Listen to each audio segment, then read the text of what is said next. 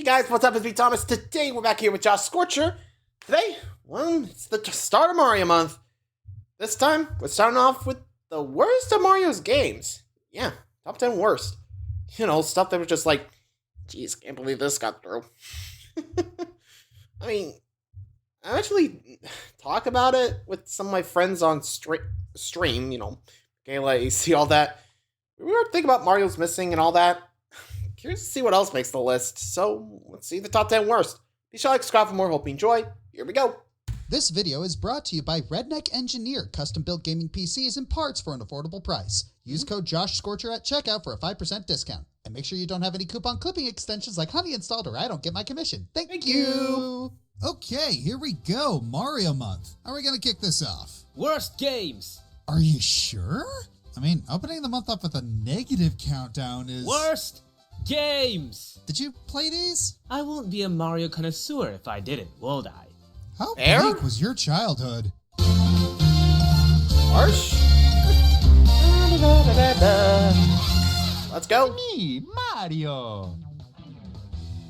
Mario is a humongous franchise. No video game IPs out there can quite boast a compendium of games anywhere near the same scale as the one with the red plumber on it. And that's not even counting the branch spin-offs led by other characters in the series. With over 200 games in its legacy, it's a no-brainer that there's going to be a handful of stinkers. Enough to make a top 10 on its own even. When it comes to actually measuring what makes a bad Mario game though, it's complicated. We're looking for games that are either badly made, aka too poorly designed to be fun, or just plain soulless. Like one that's put together with recycled assets and shoved out for a quick buck. Thing is, most of Makes these sense, I games guess. work. They aren't glitchy, unplayable messes. At worst, they're a 4 out of 10. But they ultimately go against what makes Mario good. They're just not fun. And that's what's important. So are we including If some of the spin-offs, or games what's we going listed on? do have some fun to them, even ironically, then they're going to be graded lower than those that just suck out our souls playing them. And yes, this applies to the edutainment games too. After all, if it's not fun, why bother? Let's dumpster dive into some of Mario's all-time greatest garbage. Yeah, this is gonna be interesting. Not sure if we're counting spin-offs, but considering we got like Mario Tennis Aces on the cover, fair enough. I'm actually curious to see what, like, I mean, mainline games, there might be not enough, but when they include spin-offs, boy, this is gonna be interesting. Anywho, let's see who makes the list. Nice of Nintendo to invite us over for Oh, a Hotel Mario's up Hey, first. Josh. I hope they made lots of RPG mechanics. Josh, look. It's their regurgitated leftovers. Gee, kinda sucks. Yep, we're starting with the one, the only Hotel Mario. When Philips developed the CDI, their own attempt at stretching into the console market, I think it's like a so bad it's the good rights in a to way. a few of their IPs to develop exclusive games for the console. Well, And 64? history was made. So, My boy. elephant in the room aside, how does it play? Well, it plays. It resembles more of a gimmicky arcade game than a standard Mario fare. True. In every level, you go through each floor, dodge enemies, and close doors. That's the game. Inoffensive, but relatively unimpressive. But Yeah, these and that's all we do, cutscenes, just close doors. man, That's these it. Cutscenes are rough. It's no wonder that it sold so poorly that Philips' licensing Yeesh. deal was instantly revoked, and any plans for future games Yeah, were no. canceled. If you wonder why Nintendo is so protective of their games being on other systems, yeah, this is why. This is it. It's been one of those days. The silly movements and janky voices definitely gave us a lot of material Yeah. to smoosh together and laugh at. The game YouTube itself poops, isn't anybody? even that bad. It's simple but charming in its own off-brand way. Definitely not worse than the Zelda ones. Really, the biggest problem with it is that it's on the CDI, and only the CDI. If you're not willing to fork up your life savings to get it on eBay, trying to play this game any other way takes way more technical work than necessary. Yeah, For the kind of game that it is, it's just not worth the hassle unless you're some kind of devout historian. And you all thought you had it bad with Switch 2. The game's cutscenes, as No jarring, kidding. off-model, and cheap as they are, they're probably the only reason anybody even remembers Hotel Mario in the first place. The gameplay is a big ball on nothing interesting, and all the memey goodness of the cutscenes is available online anyway, and have been remixed and YouTube pooped to the point where actually sitting down to play the game gives you nothing noteworthy. Now for the next entry on the list. Are they gonna keep coming back? Jesus. would have been like, next. Come, my fellow viewers, sit down while I tell you a story of the blandification of Mario. This era began in the early 2010s when Sticker Nintendo star? thought they'd finally Where's this gotten going? Mario figured out. Hence, most games at the time just followed the baseline of what makes Mario familiar without pushing any boundaries. Galaxy 2 and 3D Land got away with just recycling ideas from previous titles. The RPGs treated As their you see. unique world and characters for the same old, same old. And of course, the money printer that is the new Super Mario Brothers sequels. New Super Mario Bros. 2 was the game that got a good chunk of the community Yep. to realize, oh, Nintendo's selling out. Now, sure, we can say whatever we want about U and its deluxe version, but at least those tried to freshen up the fun. 2 didn't even try. Considering it's the third Fair. title in the new Super Mario series and they just called it 2, it's already a That's bad it. start. Freaking liars. More so considering it Liar! has the nerve to call itself new when there's barely anything new about it. Over half the level designs are just rehashed from previous better titles. Even the music is just the same thing but with more bass. How original. Actually, it's Pa. It's the same sample they used in Mario 64. Oh, did you know that Umineko also used it? Boss, I'm the obscure facts about Mario guy here. You gave me this line to say! Hey! I said it in my worst Mario bosses and I'm saying it here. The Koopalings suck. At this point we get way too much of them and they never bring anything fresh to the table. Just like the rest of the game. Well, that's not completely true. It does one thing new. Oh, were you worried you weren't getting enough coins in a Mario game? No problem. New Super Mario Bros. 2 has coins coming out the frickin' wazoo! To the point where they have golden enemies that give you more coins! Oh wow, it's self-aware that it's a cash grab, guys. That's so charming it makes me want to spawn a triple banana without looking. Okay, in the spirit of fairness, it's not terrible Yeah. enough to put higher on the list. Like, if it's someone's first Mario game, they'd probably Sure, have fun with it. It's generic, it's gimmicky, it just kind of Again, makes the us whole mad because it blandification, plays what do you it expect? safe and recycles what worked. Oof. The internet was too harsh on you. Yep, that's ironic. Number 8. Pinball spin-offs. Nintendo's got them, from Pokemon to Kirby to Metroid. They're, okay, Interesting. so logically with Mario gives it a shot, Oh, yeah, it should be a Pinball Land? masterpiece too, right? Ooh, nope. Oof. Am I playing a prototype of Sonic Spinball? That is somehow still slower. Okay, yeah, Pinball Land isn't great. The game is basically a Mario-style adventure with flippers. You go around each room of a level, complete missions, get stars, and beat bosses. On paper, it looks like a lot of fun. The game looks great Yeah, aesthetically, the music's awesome, and there's so much variety when it comes to items, enemies, and bosses that Again, it hence came why really it's only close 8. to being a great game. Sadly, all it takes is implementing your core mechanic poorly to ruin everything. Simply put, Mario, as a ball, just moves too fast. The precision required to hit him is practically lightning, to the point where missions straight up feel luck-based. And if you fail or get sent back a room, you have to work your way back into wherever you came from and reset whatever mission you were doing. Fun. Jeez. Now, fortunately, the game is nice enough to give you a pipe to barricade the pit, but even that didn't stick around for too long. The combination of stiff gameplay and severe I think penalties it might- just makes the game way Really? more frustrating than it's worth. Oh, you bet it comes together in the boss fights. While Petey and Toot and Koopa are simple enough, King Boo, Porcupuffer, and Bowser make you juggle a lot of mechanics around on top of the cheap penalty. Personally, I do have a bit of a soft spot for this game. I don't think a pinball adventure game is completely dead in the water as a concept. The game felt like it only needed to True. be tweaked a bit for it to be a good one. That aside, I am charmed enough by it to complete it and get every single star as a kid. You were way too patient. Not really, I'm just always at peace when playing games that got my interest back then. Surely you can relate. Hey, that's not exactly the... Okay, it's exactly the same. Harsh. But then again, if you find yourself having fun, you're just kind of in the zone, you know? I mean, do you guys got any games that just put you in the zone or just like, this is the life? Or something like that? Let me know. Because frankly, yeah, honestly, if they just slowed down the Mario Ball there, I think it could have worked. You know, since it's not like, zoom, vroom. Really, slow down. I think it would have worked. Alright, next.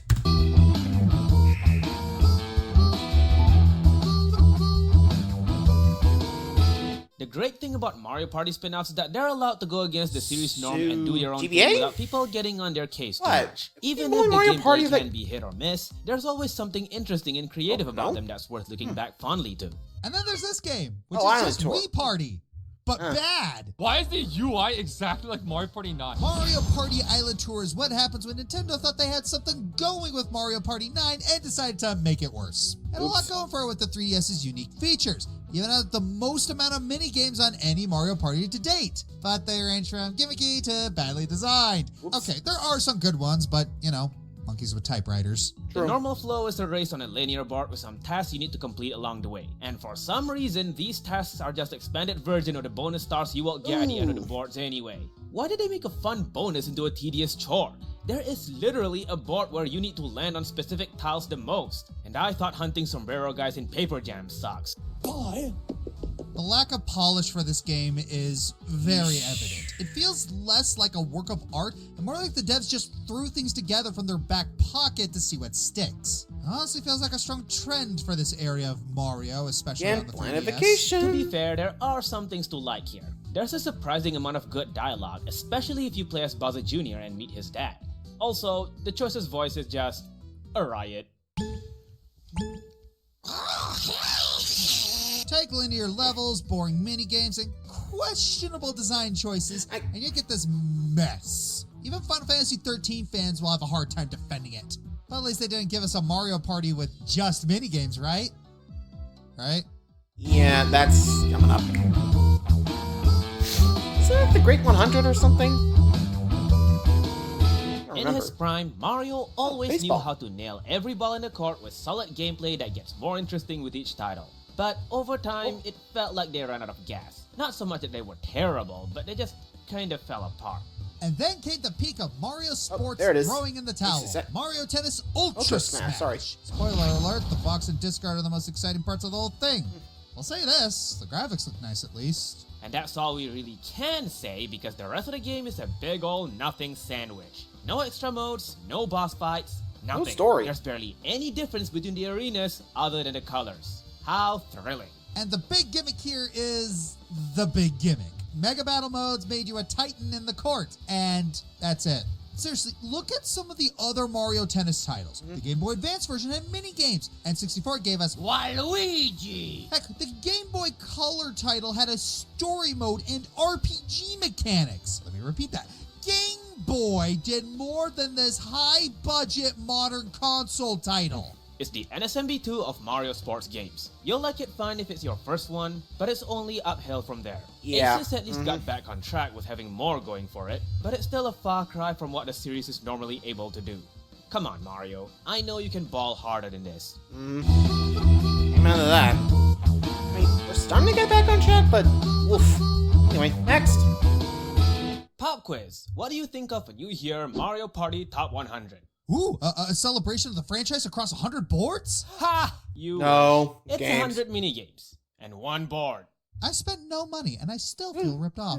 Popping up near the tail end of the 3DS's career, Mario Party Top 100 promised to celebrate one of the franchise's most Yeesh. iconic spin-off game genres. How? By bundling together 100 of the series' best minigames. Ah yes, Tug of War, Slot Car Derby, Crank to Rank, Heat Stroke, and Button Mashers. Only the real heavy hitters. Seriously? Where's Aces High, Crazy Cutters, Running of the Bulb, Dungeon Duos, or Circuit Maximus? You know, the actual top tier Ones, mini yeah. games? I mean, sure, we got ones like Hexagon Heat and Booksquirm, but this is the top 100, not top 70 or 60 something. Yay for false advertising! Not to mention, the minigames have these really unnecessary changes like messing with the physics for bumper balls and bombs away. Like, I can see the attempt to make these more fair and engaging, but their attempts to fix it just made things Broke it more? worse. Like that. Not only are there no minigames from the handheld titles, but won't it make more sense to have like 10 minigames from each major title instead of 17 from 5 and only 3 from 8? At least make it somewhat even if they're gonna justify putting mediocre ones in here. And then there's the board.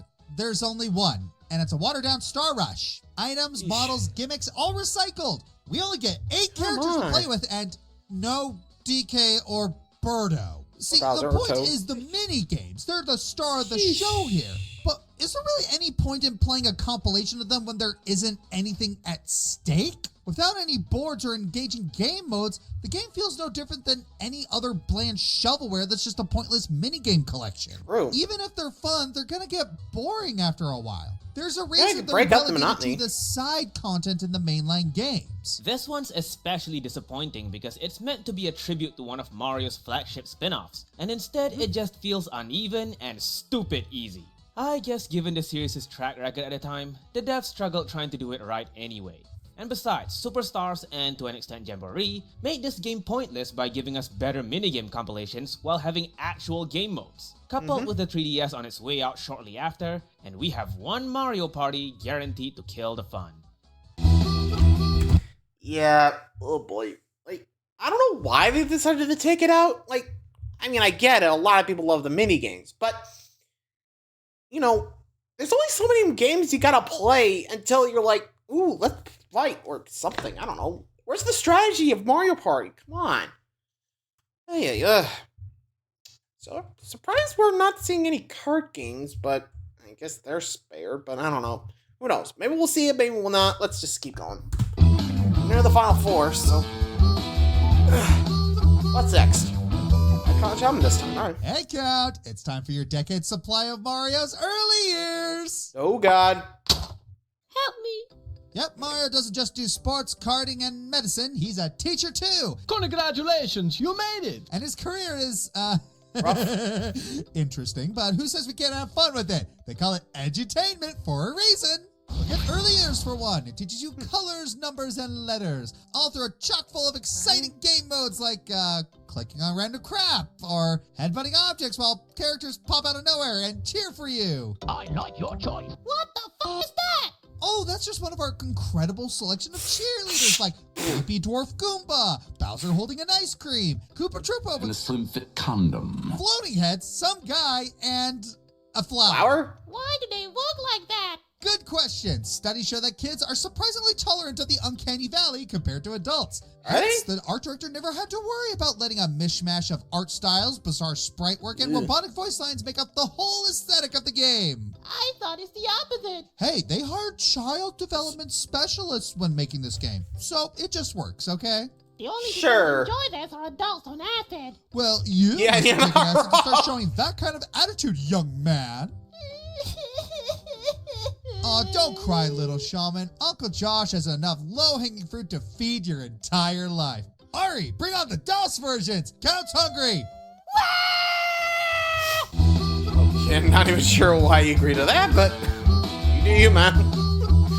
Number 3, come on. For a while, there was a debate about which was the real Mario sequel between the Japanese Lost Levels and the American Mario 2. Yeah, we're not gonna hold our breath. Mario 2 is the better and definite sequel. Say what you will about 2 being a reskin, it still introduced plenty of series True. mainstays. And, you know, it's actually a good game. What did Lost Levels bring into the table? Yay, pain! At the time, Oh, yeah. most devs Weren't those, like, didn't just really know how to levels that were implement just way fair too hard, difficulty in games. right? A lot of them made things completely ridiculous on purpose in order to inflate playtime. This is one of those times. If the nonsensical platforming and enemy placements weren't enough, you got lots of routes that require hidden blocks or jumping on enemies to Jeez. cross over. Don't even bother with warp zones either, because they either don't take you far at all or send you back. It feels like a predecessor Holy- to those Kaizo Mario hacks that are intended to actively piss streamers off. And it's not like it tries to ease you into the difficulty either. The first mushroom you come across is an instant death trap. While obvious in All Stars, it barely looks different in the original. Keep in mind, Jeez. this was on the Famicom with no kind of saving or passwords. Even outside of that, the game Oh. doesn't really do enough to improve and innovate on the previous formula. All there is are Luigi's mainstay controls, which are not handled well here, and a weather system which, let's be honest, Why? nobody wants. Won't be a problem if the levels actually supported these mechanics, but Nope. Bye-bye.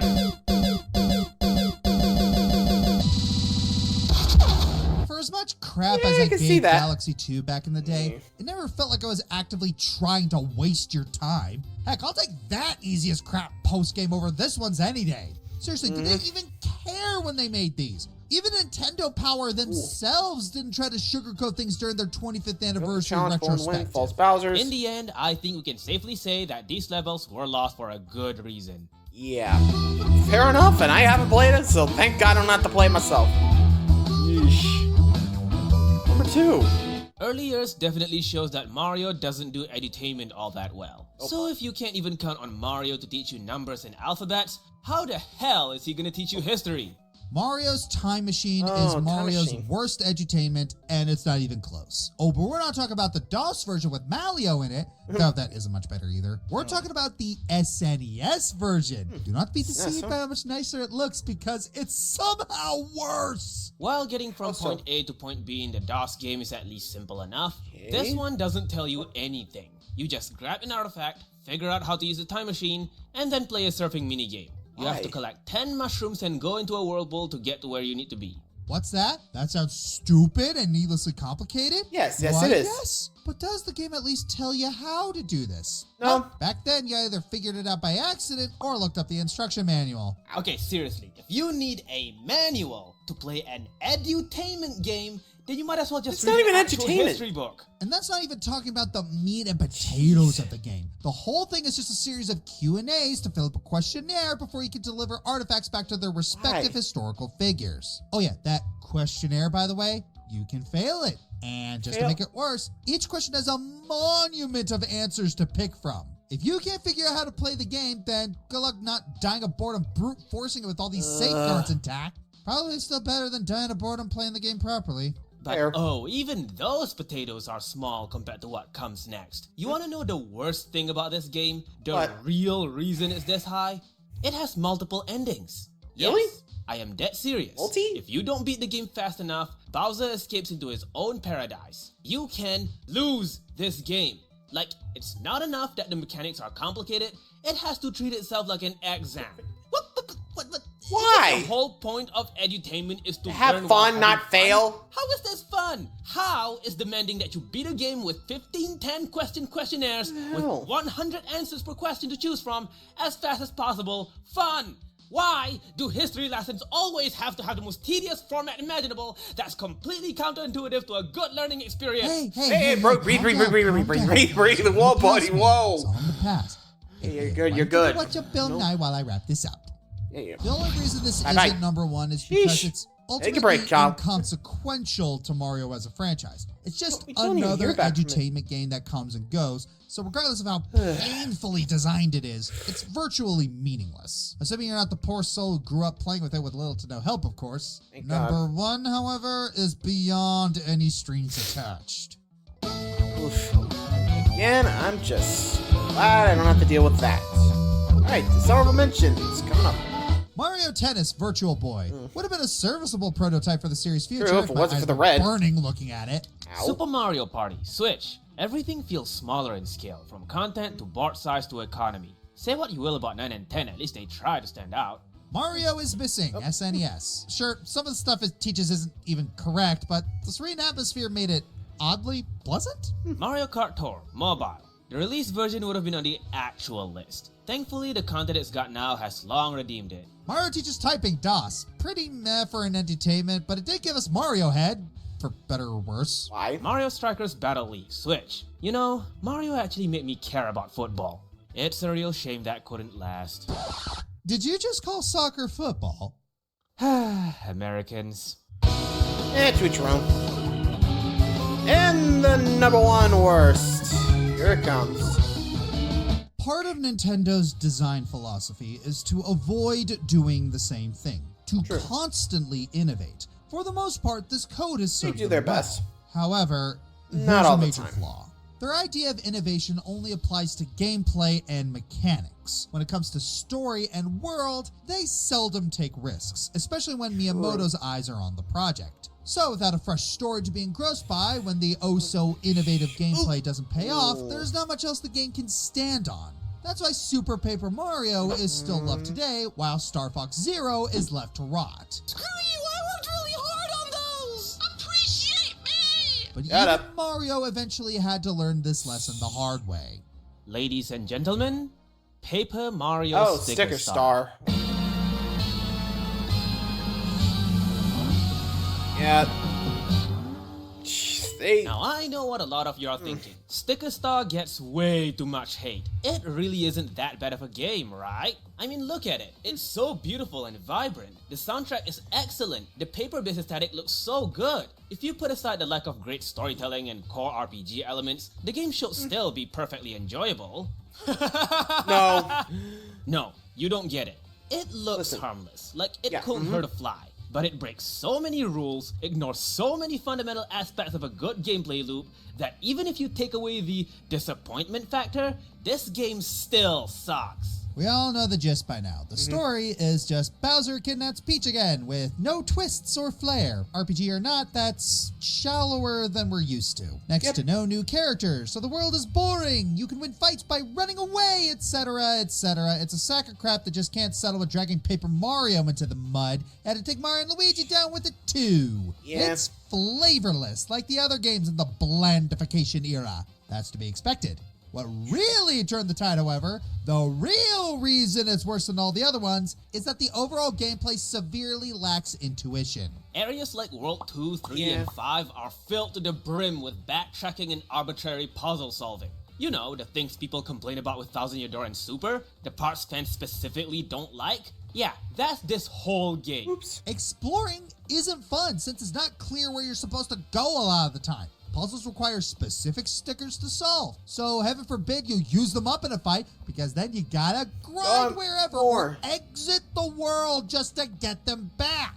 And the boss fights, you straight up can't beat half of them unless you have their specific weaknesses. And when you do, they become a total cakewalk. These aren't boss fights, they're glorified locked doors you gotta pry open. You know what this feels like? A college assignment. The devs make this world that you're meant to explore and figure out on your own, but then get criticized by their lecturers for being too vague. So how do they solve this problem? Kirsty. Her purpose is to tell you how to do the most basic things the game somehow couldn't make clear. Never mind that she's obnoxious as all fuck. Never mind that she doesn't say anything useful half the time or takes too long to start doing so. Never mind that it makes no sense why she won't know how to do things the intended way. As long as she's there, the game gets a passing grade for kind of telling you where to go. On top of that, the game feels so anti-RPG. Like, it's made to resemble Paper Mario as much as possible, but the actual gameplay does everything in its power to avoid core RPG elements in favor of a dysfunctional action-adventure style gameplay. I think the best way I can put it is that it feels dishonest. Like, even with Super, you can tell there's a genuine passion to try something different. But here, it's just business charts the game. Like if it was made with modern generative AI.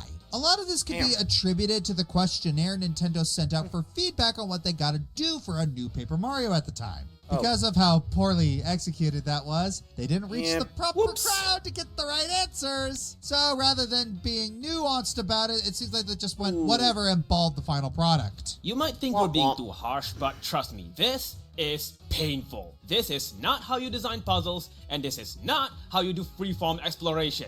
The only way you'd actually have a good time with this is if you got mad lucky with your resources or have a guide already. But that's like the exact thing Time Machine is guilty of. And you already know what I think of that blind on entertainment. And the sad part is, the game actually does have some redeemable elements. Look at World 4. It's good level design, easy enemies that reward you handsomely, and some genuinely good puzzles and minigames. If the rest of the game was this easy to follow, we would have put it way lower. The game has its fans. We don't deny that. True. Some people do genuinely get a kick out of the unorthodox way the game plays. And that's fine. All the games on this list hit the mark for someone in some way. It goes to show, even as much as we rib at these games, there's an attempt behind each of them to make something interesting. True. Even if some you of can't those please things everybody. aren't all that exciting or just plain weird. So regardless of how awful these games are, there's no shame in liking them. Hell, I love my fair share of bad Mario games too. A big reason I really wanted to make this list with Josh is so that I get to talk about this niche of mine. It's actually because our staff is getting tired of boss countdowns, but sure, whatever tickles your fancy. Let's just be glad that Nintendo is more willing to take smarter risks with Mario nowadays. We may be getting fewer games, but if it means we can get stuff like Odyssey, Bowser's Fury, Wonder, and Brothership more often, then who are we to rush them? Sticker Star will remain a star Nothing wrong with that. carries Just the legacy take your of step Mario back and RPGs just let it happen, and you know? Nintendo's philosophy forever. But as long as there are those who listen and are willing to amend the sins of this fallen title, then the best thing it can be is a reminder of what to avoid and where to improve upon. I'm Josh Scorcher. And I'm Count Shaman. Now then, I'll be taking my leave. Wait, you're not staying for the whole month? Nah, I got my own set of Mario-related projects to take care of. Good luck with the rest of the month, though. Harsh. I'm still making him edit these videos. I'm doubling his workload like the good boss I am. Oh, come on! Hey, you left. Honestly, I think that would have been like a good incentive. Hey, if you host, you don't have to edit. I don't know. At least that's what I would have done. Okay. Anyway, there you go. So, Second Star takes the top spot, which, honestly, fair. You should really kind of did Paper Mario dirty, considering, like, no timing.